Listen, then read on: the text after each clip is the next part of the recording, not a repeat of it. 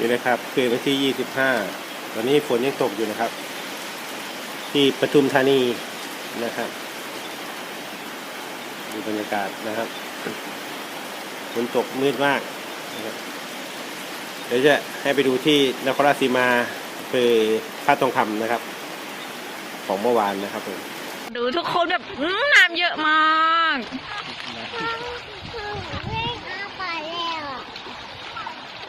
เลยน้ำเยอะมาก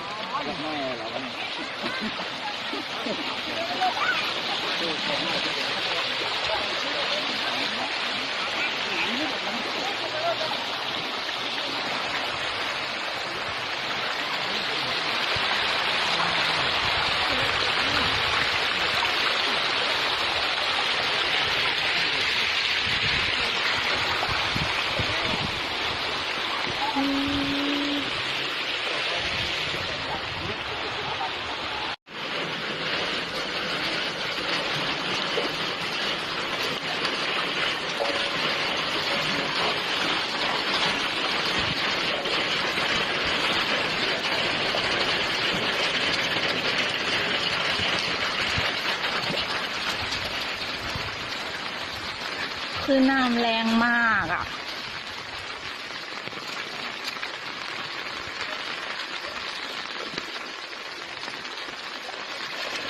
โอ้ยปิวน้ำแรงไหมยาย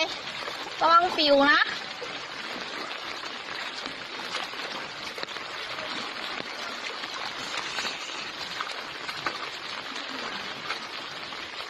ฮะ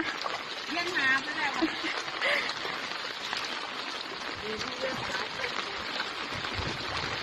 น้ำหล่นนู้กระบ้านก็ท่วมเต็ม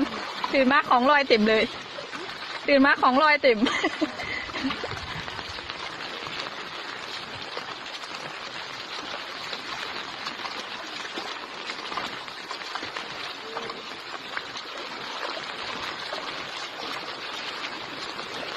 ดูเนี่ย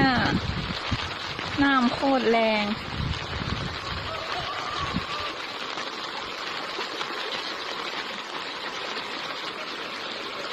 แล้วฝนก็ตกอยู่แบบนี้แบบน้ำแบบ